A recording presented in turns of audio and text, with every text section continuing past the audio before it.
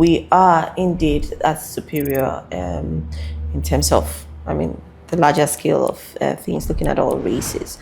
If we are, that means that, our mindsets mentally and our abilities, everything about us should be superior.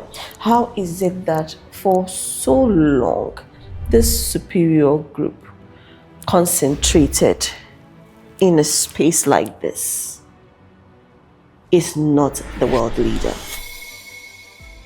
That is simple. We take this ideology back to analogy to the jungle. Is the lion superior? Is the lion the only animal with qualities that spells out what superiority means, or is? No. The only thing you find with the lion is violence. In order for the lion to survive, it has to kill other creatures. And by that, other creatures fears the lion. And how does that apply to So bringing this to as a people, we intuitively, we naturally have how to live mindset, how to save mindset. You go back, you learn how we kept our water bodies, our food, our land. Going back, maybe not now. Yes, going back. Before we were brainwashed, our trait protected life. And today we see other traits that destroys or destroying life.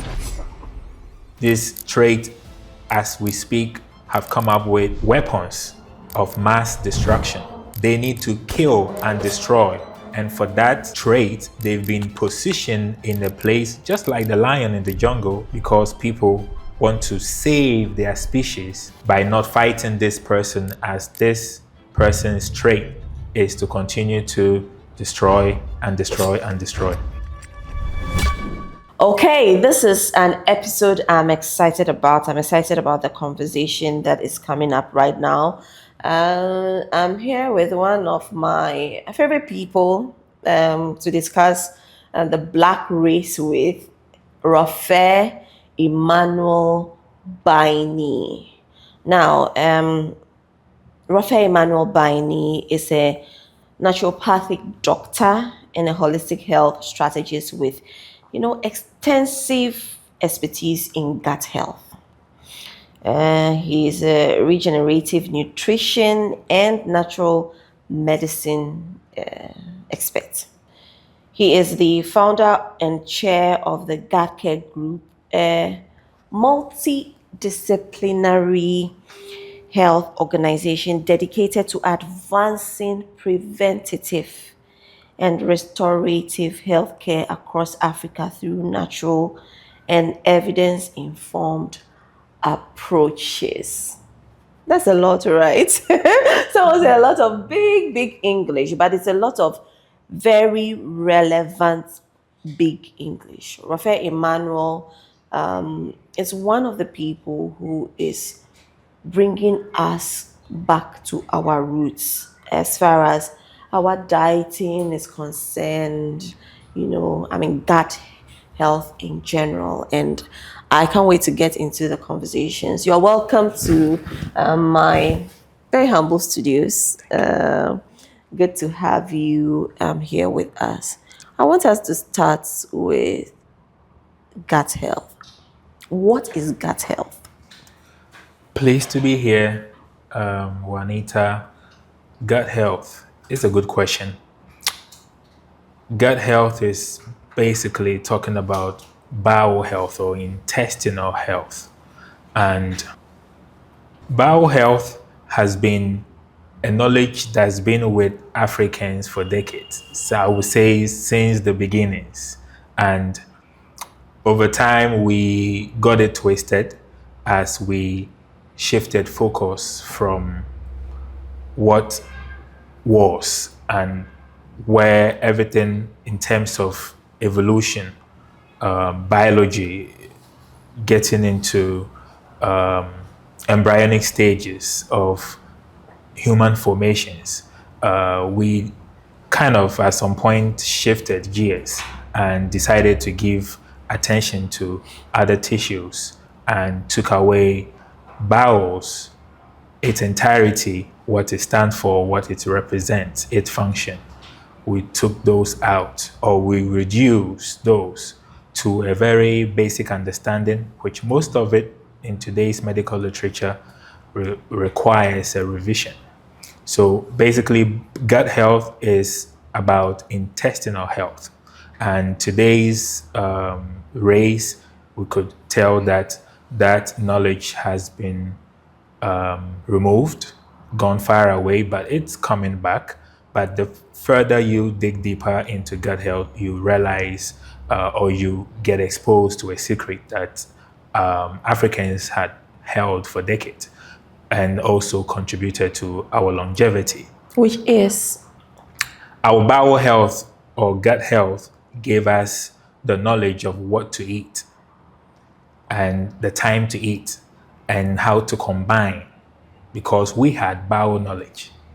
So a sign that we had bowel knowledge is us doing the bentwa, the asa thing, which the modern science did trampled or trash aside, that it's not or wasn't necessary for the colon takes care of itself. This brought about a misunderstanding of what constipation looks like. And lots of people today are walking around with pounds or kilos of poop sitting in their intestines, and they think they are fine, they are okay, whilst they suffer the consequences of fecal retention in their daily lives through aches in the body, fatigue, nutritional anemia, and what have you, insomnia and anxiety. People are suffering and are on management pills for symptoms that could be resolved only long-term by fixing the gut or having some bowel knowledge to know what to eat at what time and how to combine. So that's what gut health is about, intestinal health, which was very prevalent in our communities, but today it seems to be gone, and we need to return it in its entirety, not some of it as we did in the past. Okay. You mentioned gut knowledge. Yes. As though it was an exclusive thing to the Black race or the African people. One might argue that even though modern medicine threw it away and said that the intestines take care of, the colon takes care of itself, there are other traditions and other cultures probably across the world that know the guts, have that knowledge of the guts, as you're saying. Is it as exclusive as you think, or you're proposing it is to Africans? That knowledge? That knowledge, you have to basically be very intuitive to have that knowledge. You have to have a certain character trait to have that knowledge. And that argument could simply be traced back to the olden days or the ages where Black people all over, and we're not limiting Black people or Africans' origin to Africa. We, in today's literatures, could locate as many Africans across the globe. However, if you trace back how these Africans lived and their traits, what you see is everywhere they were, or we could be located, we had bowel knowledge that was intrinsic, that was inherent, part of us. We didn't sit in classroom to learn these. It was part of the culture. Wherever you find us. And I'm talking about Blacks even in Rome, Blacks in Spain, Blacks in Greece, it goes very far. And Blacks such as the Moors that brought about a lot of other civilizations to other parts of other racial groups. So extensive longevity, prevention of diseases. This knowledge has been by no argument with blacks from the beginnings until it got shared with other racial groups. And to have that knowledge is to have high melanin. It's tied to with high melanin. And just as high melanin makes blacks or gives blacks dominant genetic position, so with other character traits as to how to eat, what to eat. We didn't sit in no nutritional classes for us to know the foods that our ancestors ate until this day. If you look into the whole mess out there, you see that the villager is more healthier than the literate. Today's literate eat flour, fried flour, and soda. Literally food that goes way back to other racial cultures. And that explains to you these racial cultures lack bowel or intestines knowledge or gut knowledge until recently they are recovering back again what is missing for or why longevity seems to be gone far away. You mentioned intuition as a critical form of as a critical characteristic for knowing what your gut needed. What your body needed in terms of dieting. Gut intuition, we even use them as a regular lexicon where we say I have a gut feeling, I have my intuition is telling me, I'm perceiving intuitively that this and that is happening, and then we use the word gut for it. Now we are talking about gut in terms of that portion of the body and what we feed the body, what it does to that portion of the body.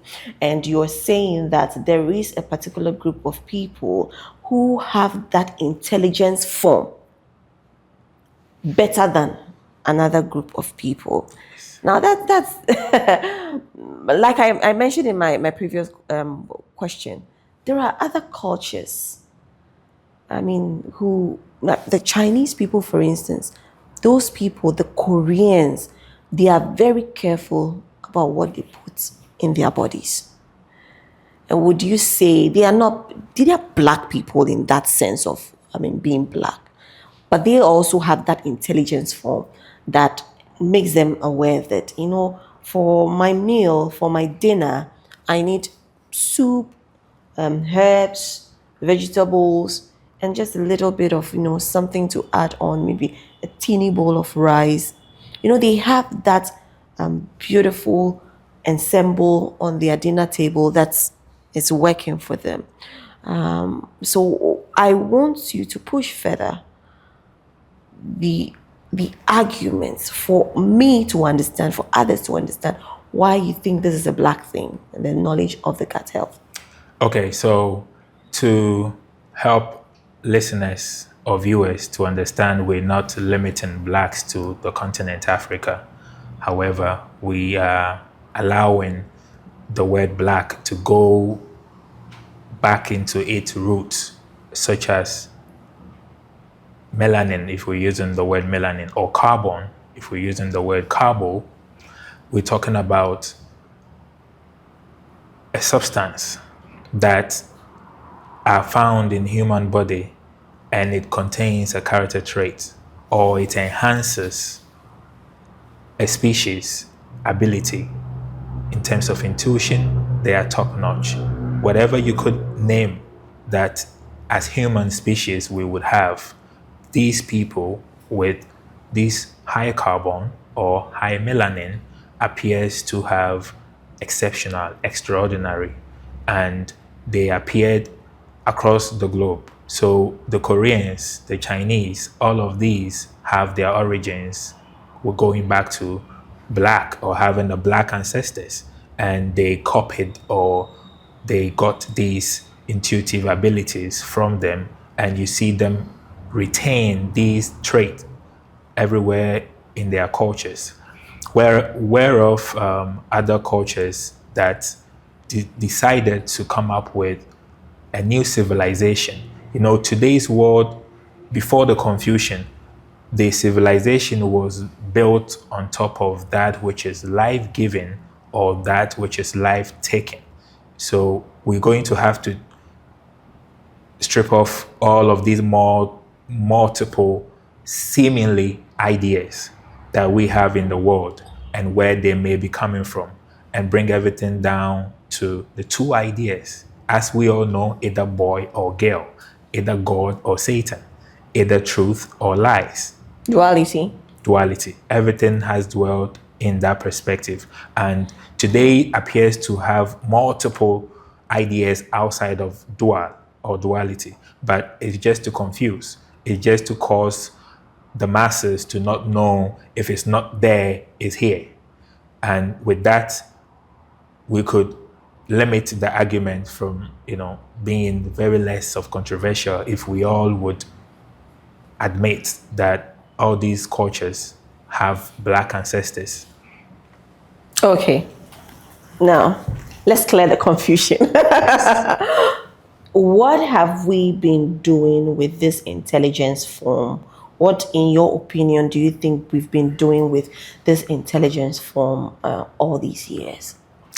We have used it to keep the earth and life safer for decades, for a long time before people with other idea, other form of this intelligence, or people that lack this intelligence took over.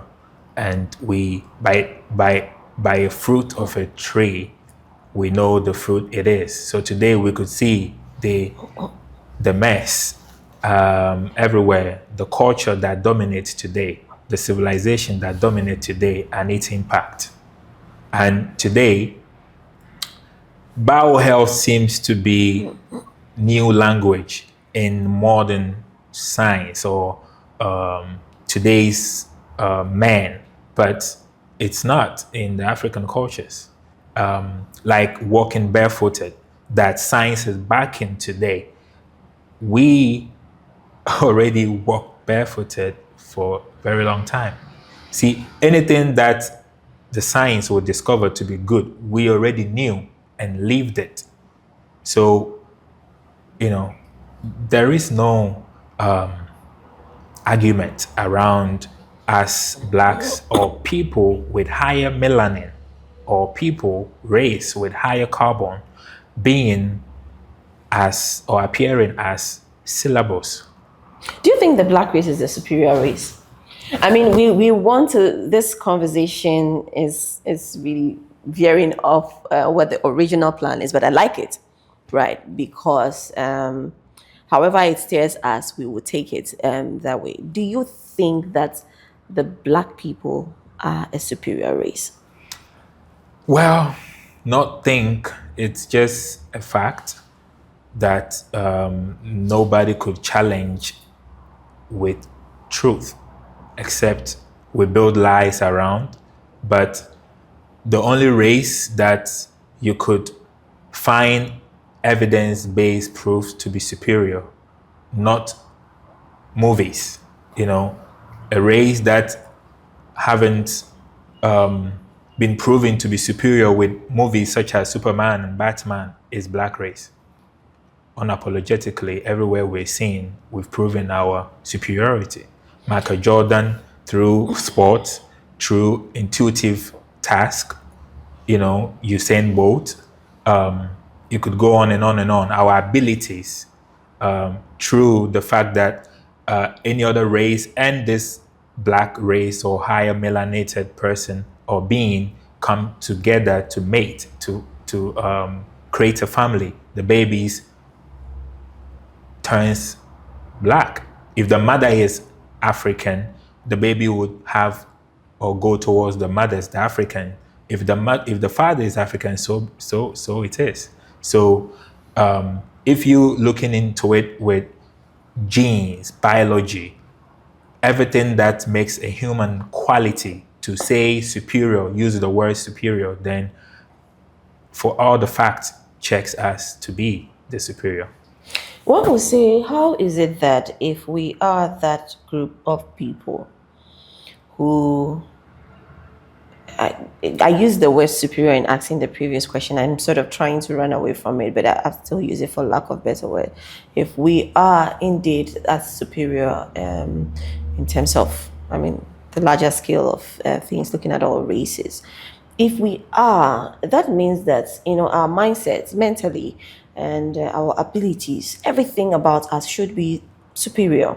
How is it that for so long, this superior group concentrated in a space like this is not the world leader? It's not the world leading. Yeah, leader. How It's is it not that the world leader. Africa... That's simple. That is simple. We take this ideology back to analogy to the jungle. Is the lion superior? No. Is the lion the only animal with qualities that spells out what superiority means or is? No. The only thing you find with the lion is violence. Violence. Lion is violent. In order for the lion to survive, it has to kill other creatures. And by that, other creatures fears the lion. So, And how does that apply to... so bringing this to as a people, we intuitively, we naturally have how to live mindset, how to save mindset. You go back, you learn how we kept our water bodies safer, our food safer, our land going back, safer. maybe not now. Yes, going back. Before we were brainwashed, our trait protected life. And today we see other trait that destroys or destroying life. And this trait, as we speak, have come up with weapons of mass destruction. They are like the lions in the jungle. They need to kill and destroy. And for that trait, they've been positioned in a place just like the lion in the jungle, just because people want to save their species by not fighting this person, as this person's trait is to continue to destroy and destroy and destroy. So if you see behind the scene, you then could discover the masterminds behind inventions that blacks came from black minds, but due to the program or the system currently running, even if it's a black invention, it has white name.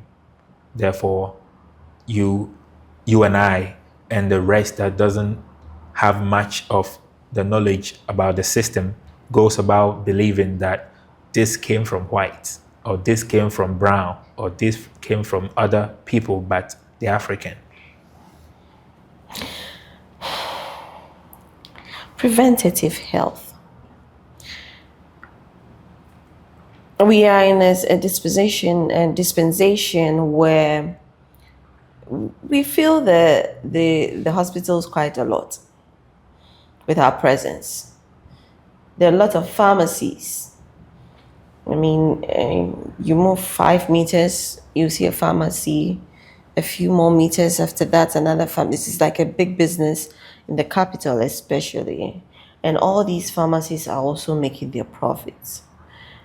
Profits of the ill health of individuals. What are we doing wrong? What are we getting wrong that's making us feel the queues at the hospital so much? Identity crisis.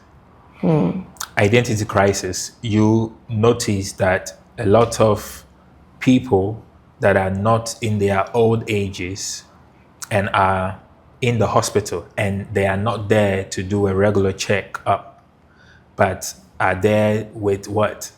digestive metabolic disorders. They are there with some type of diabetes, or they are there with high blood pressure, or they are there with arthritis, or you and I could speak about. And mostly they are around metabolism, Okay.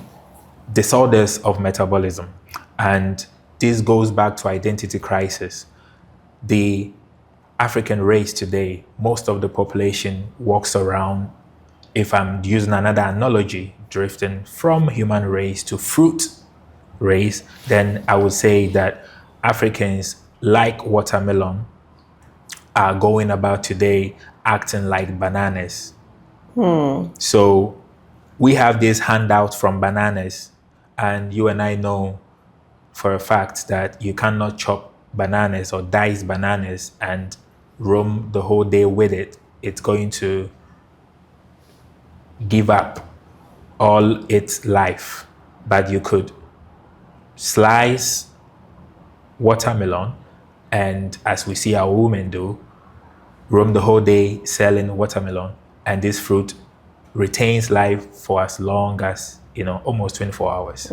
So if I'm saying we are like watermelon following bananas due to the system we are adopted and the handout that we've been given, we see that we've thrown away our preventive based knowledge, and today we are chasing only symptom management based knowledge. And with that, we don't see anything coming to us until it's here. So there are most of our people out there who's been going for regular checkups, and because we don't push preventive medicine or preventive health among our communities as we used to, a diabetes that is discovered in 2013 or 2020 that would have that African walk around believing that I was diagnosed with diabetes in 2013 or 2020, that African is actually right dead or dead right, because that diagnosis is actually pulling out to you something that has been with you over years, approximately about 3 years ago. Okay. It's 2013, 2020 that the device picked. And that symptom management, it has to show in you for your GP to know how to drug it. And for that, we go about equating this with preventive health, that do a regular checkups for us to know how to help you with the meds. Because before it is diagnosed, it has been in the system. Yes, it has been in you. Your whole body is echoing to you, but because you go about using banana knowledge instead of your own watermelon knowledge. And maybe I break it down for to myself, or for my own understanding.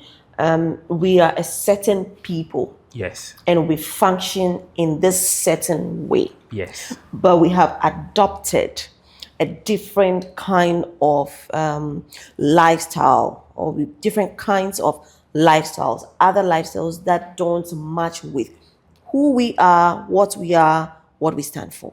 Correct. And so by so doing, we are picking the difficulties from basically importing difficulties into this space.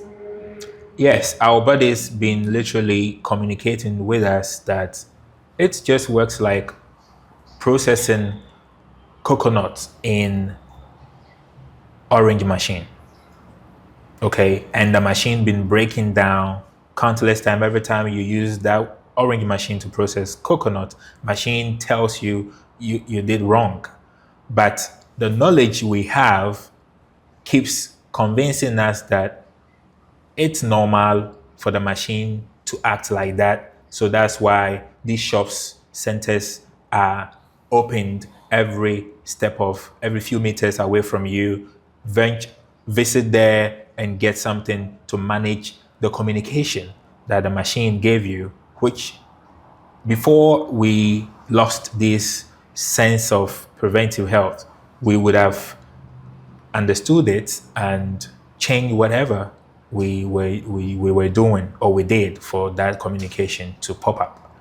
So that's how reversed we are as a race, walking around with wrong knowledge. And the reason I use the fruit is because we don't see ourselves as this fruit anymore. So a lot of us are literally going about jumping and throwing ourselves on the floor. And that the banana would be safe to throw itself on the floor. It won't bust open, but the watermelon will bust open. So we've been bust opening ourselves on the street, in the hospitals, and we're not connecting the dots. How do we remedy this? To recover our identity. We have to return back to our identity. The crisis solution is in the identity. We have to understand again that we are biochemically different from other race. And for that fact, we need to come to understand that our skin is darker for the chemistry we have. And we taste food better, the flavors, than any other race. We need to understand that we see color in full spectrum than any other race. And we need to understand that we are the special species on the planet that have hair. Others have fur. And we have to wake up to self-identity that would enable us to be in our zone, because only in our zone do we have the true power to return to those days where we used to live longer. Because the African that has embraced chemicals today, little did he know that he is a full absorbing machine. And by that, everything around him he absorbs, whereas other race repel stuff. You see that? So we are not the people to be convinced that chemicals are smart move for us, because it would affect our health, because our body is such a type that absorbs anything that gets close to it. If we understood we are like magnets and that would pull anything that come around us that is in alignment with us, we would be mindful of what we get close to. I have a feeling that there is. I feel there's spiritual undertones with your responses. Why am I saying that? A lot of what you are saying in terms of identity, knowledge, intelligence, there are undertones of metaphysics in some of what I've heard you speak about. So can we just probably just open it up and just let it flow in that direction? Who is the African spiritually, and how does the spirituality of the African meet with the health of the African to bring wholeness to that individual? Okay, good question, great question. If we're looking at spirituality, spiritual connections with Africans, then we're looking at the species that have all the elements that kind of positions us as the closest species to interpretate the source, or bring out the source of life to mankind. So if I'm to take this into biblical literatures, we could look at examples such as Gentiles and children of God. And we could, for a fact, say that Africans, or the race with higher melanin or higher carbon, have the elements required to exhibit or demonstrate the character trait from the source, or from the whole, or we could say from God. before things got twisted around, Gentile was defined by us to be a race or a people without the knowledge of the God of the living, or the source, the creation, or a race or people without the knowledge of life and living. And you see them not by, what they say, but character trait again. Children observe to learn, not just listen. So by observation, we see those who lack life and living as a character, as a knowledge, as a trait.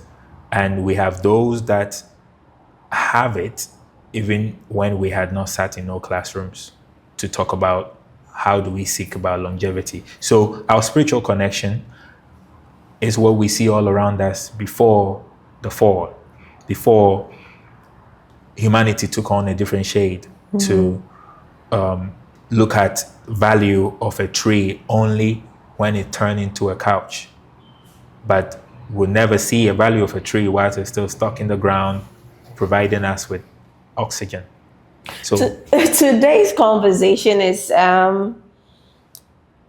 I think that you would need a deeper sense of awareness to probably follow what we have. And so we set off to talk about gut health, preventative health, the identity, or the awareness of the identity of the African. Who are you as a Black person, as a person of the Black race? Who are you? What do you stand for?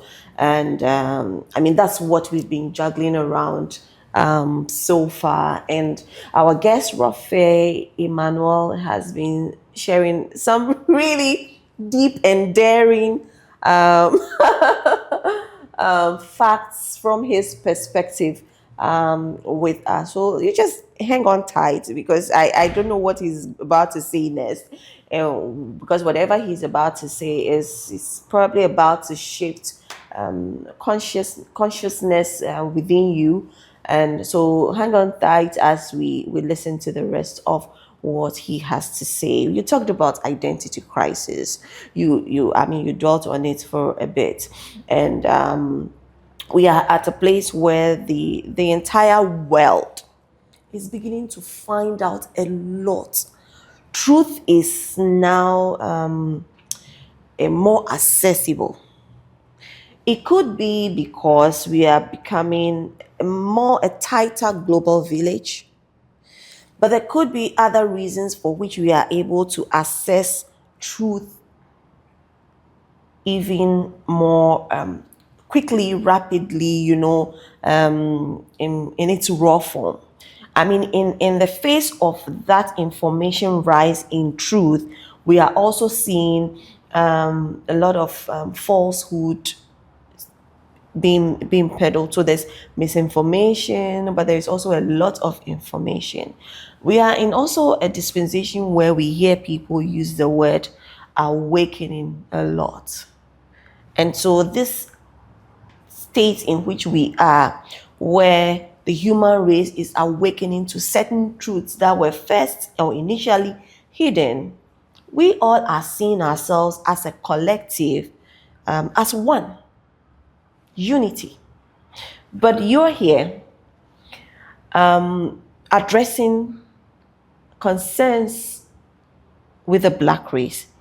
But you are here raising concerns about our identity as people of the Black race. But the rest of the world is sort of moving on from the division, aren't we? Looking at ourselves as one collective, tied to the divine, tied to God, and what you are saying, isn't it bringing a mindset of division? Not. Or pushing a mindset of division? Not at all. Okay. Not at all. The reason it's not pushing division is because we have crisis. We are in a crisis. And this crisis, we are heavily hit or heavily affected than any other people. The Arabs are not affected with this world crisis as we are. The Europeans are not affected. The Chinese, look around you. The crisis is heavily affected or has affected Africans or people with black color than it has affected any other race.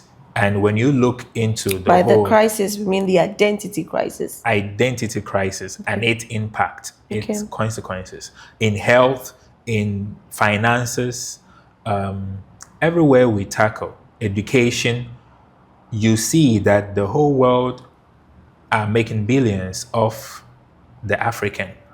We are the commodity. We are the victim. And we cannot get our solutions from the roundabout us races that feast on us to thrive. So therefore, we as a people must return to our lack of identity, restore our identity, sense of identity, to be able to position ourselves properly. There is no preventive health to and for the African except the African first restore identity.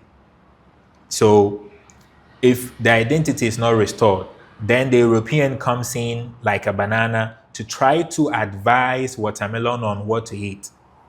And the pineapple or the Asians or the Chinese or other race will come in like pineapple to try to convince the watermelon on how to live. It is so because watermelon is lacking identity. If it would know its identity, I'm sure it would find that it's not sensible to listen to wholeheartedly the advice of banana or the advice of There pineapple. is something you know.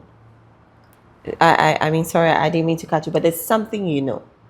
Share that with us. What is this? How do we get back to this place where you believe we should get back to? What is your knowledge of who we are? I mean, beyond the examples that you have given. And how do we get there to that place where you believe that we should, in order to have a restored identity and so that our preventative health geniuses can come back to us? What is that place? We need to return to our senses, and those senses or that senses had us not mixing things up the way we've done, and those senses were basically around life-giving, life and living. Okay, we are the people traced back to know that. I mean, when you trace our history back, what you discover is that we are the people that would only clear within the space of the forest and put a building or a room we needed and leave the trees there, because we inherently knew why the tree was there. And today there is the other form of idea that will clear the whole forest to put a 12-bedroom house and sleep in one room. That mindset is a mindset that is life-taking. And that doesn't go back to us. We had the mind, and that mindset It's life-giving. was life-giving. It's life-giving. And it preserved the waters. It preserved everything else. It helped us to see our bodies were off to do what is needed before it would be in a state of failure. Do you have campaigns on this tangent, bringing people to that place where they can go back to their life-giving nature? Because I mean, in Ghana right now, our senses for the life-giving nature have dulled a bit, because I mean, look at what we did to our water bodies, chasing after gold and the benefits of the gold that is in our space anyway, in our lands, in the ground. It is ours, but we're sort of destroying a lot to get access to it, and only for even the nation itself to benefit very little from it. Through that distraction process. Do you have campaigns working the grounds, bringing people to that realization? Yes, the campaigns I would say we have on grounds are basically reawakening the senses through healthcare, preventive healthcare. We help our people to reconnect back to their lost identity. And by that, we don't just help people to recover from a health crisis, we help them to not allow themselves to be taken there again, to ever have their health stolen from them with their own bad choices. And so we help people to tie their health with their identity, with who they are. And by doing that, I believe would restore our health, our lost health, because we've been sicker and dying more than ever in history. You in this era. said reawakening the senses Yes. through your delivery of healthcare. Yes. The senses. How do you do that? We do that by taking our people through our very ancient wisdom that we have ditched, and by that, a lot of it was tied to gut health. Our fathers, our ancestors were doing so much with the bowel health knowledge they had, which enabled them to live the life they lived. You see, today's generation suffers lots of indigestion and, as I said earlier, metabolic disorders, because not only are we eating wrong food, we are also positioning ourselves not to even smell the food. For the senses smell. You smell food, it's not for fun. When you smell food, it prepares certain enzymes ready in your GI tract to help you with digestion. When you hold your food or when you touch your food, the senses at the fingertips awakens enzymes or prepares enzymes ready for digestion. So smell, sight, touch goes beyond what we know. And in bowel health, and for someone to experience proper digestion, they need to see their food, they need to smell the food, and they need to touch the food. And most of today's human race goes about not really going through all of these. They don't get to smell the food because it's on the go. They grab, and they don't even take time to chew. They're swallowing it down. They don't get to hold the food. It's wrapped up in something. Their hand doesn't get connected with the food, or they would use a cutlery set and expect the system to behave as normal. And this system is like the female genitals, which you need to prep before you could have the best of it. So a lot of it ends up not properly carried out because we're not prepping the GI tract for proper optimum digestion as our ancestors used to. And we thought that those were primitive knowledge, those, eating with your hands. Some people, due to lack of identity crisis, have no clue that it was best to eat with your hands, or be in the kitchen. If you're not cooking the food, be in the kitchen and smell it enough before it just come to you and you eat it in a rush. So that's what I'm explaining to you, helping someone understand that their acid reflux and their diabetes and all that metabolic disorders, from low thyroid function and its consequences, nutritional anemia, low iron, all of it could be resolved by just slowing down, because the system that is in place right now is in a haste because it's transient, doing everything in a haste. But our system trait is like, we're going nowhere. We are everlasting beings. We are God here. And you could tell that our people had everything together, as there was no separation. We didn't separate God from us.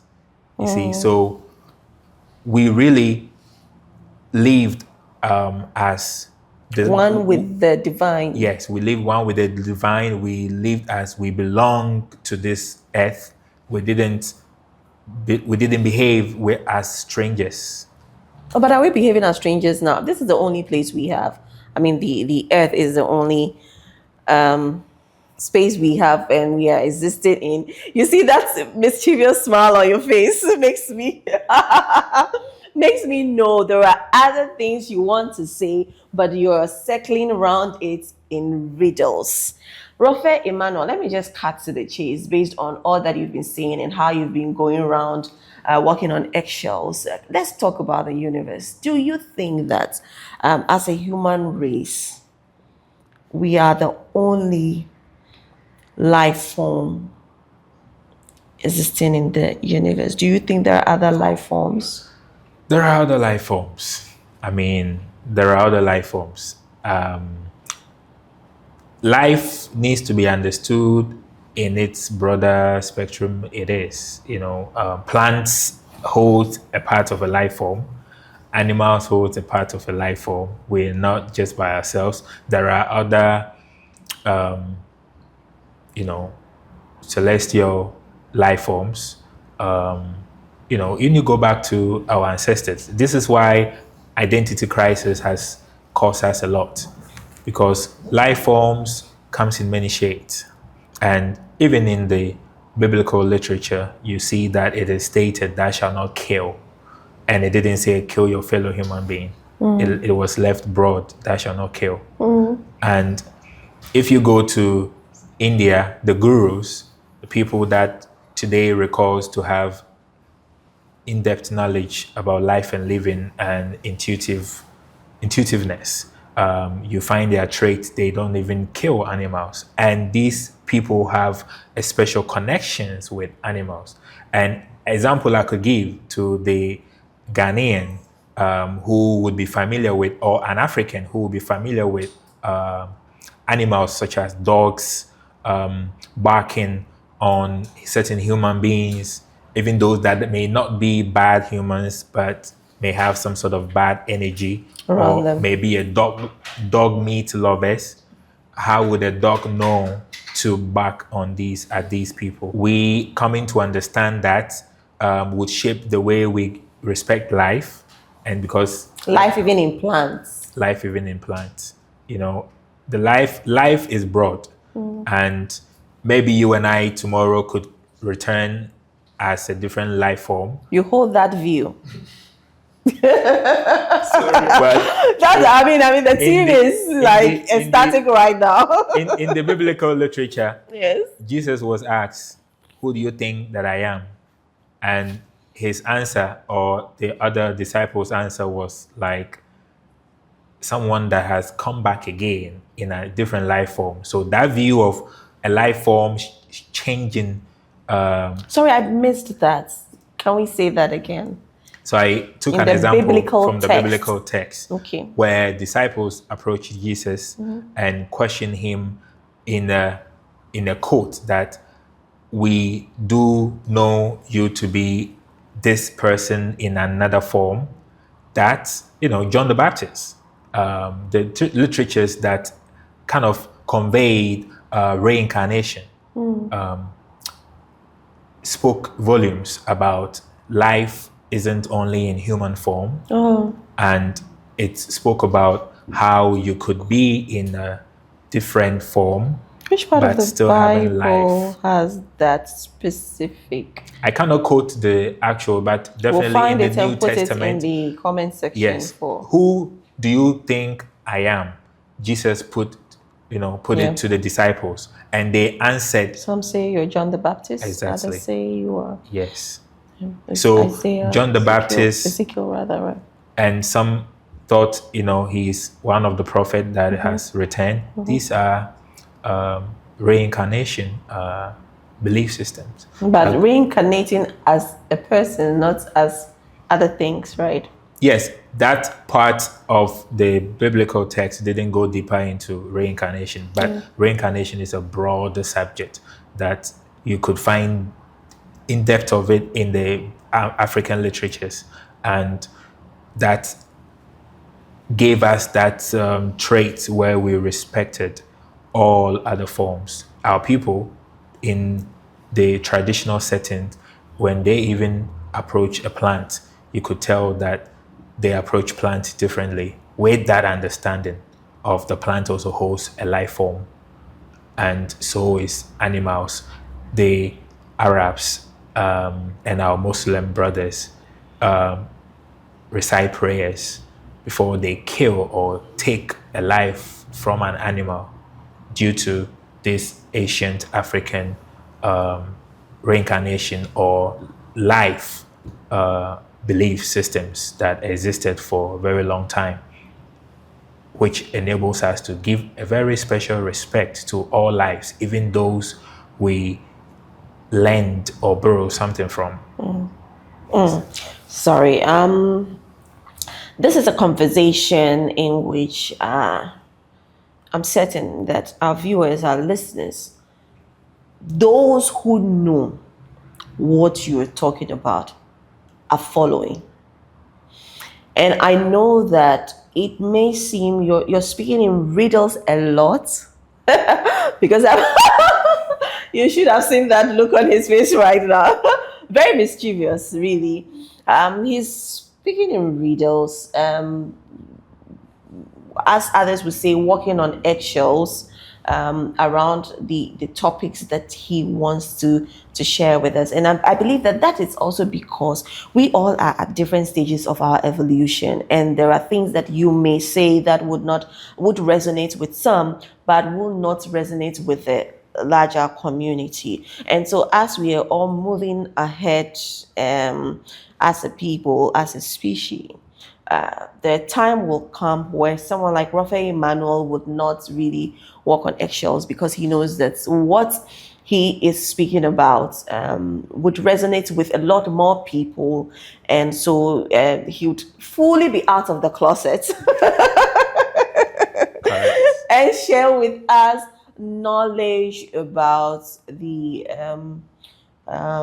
African race, what affects our health, what supports our health, spirituality in the sense of what he knows it to be. And I think that time should come where we all are openly outspoken about what we are experiencing as a people, because there is a lot happening. Correct. In the season. Things are evolving real quickly with us, and if going back to our roots as Africans is what will help us remember.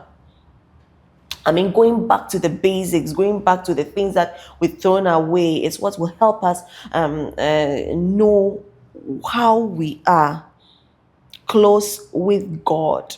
Because the big conversation is, we are because God is. Yes. And we are an extension, not an extension, we are God in the sense of his representatives in this physical plane. And once we get that, we know who we are, we grow into our skins, and then the agenda that is coming within in the season for the continent, that agenda can be fulfilled, and fulfilled quickly. Yes. And in time. Yes. So I look forward to the day where you sit right here and not speak in riddles. Yes. Because that's what you've been doing this entire time. I look forward to the day where what you're saying is not just code for those who understand, but it's knowledge that we all are happy to just lean into and tap into. And so Rofeh Immanuel, we will have you again. We'll have you again some other time, and please quickly, and next time when you come or when you are around us, please, no riddles, no eggshells, but I've totally enjoyed this conversation, knowing that, well, I understood much of what you said, even though they were in the form of riddles. This has been an interesting, very interesting. I promise it was going to be interesting. And the use of the word interesting is not what you know it to be, but the fact that, yeah, this whole episode seems coded, but also very explanatory as well. So one who would understand, and one who would grow into understanding of all that has been shared right now would also grow into that understanding. So this is one of the episodes that you would watch today. You come back maybe in a month to watch again, and then you learn something new, and then you come back in 6 months to watch again, and then you'll be like, I know, I get it now. I know what he's talking about. So yes, that has been this particular episode of Oil Fields of Alkebulan with Rofeh Immanuel Biney, and we are glad that you made the time to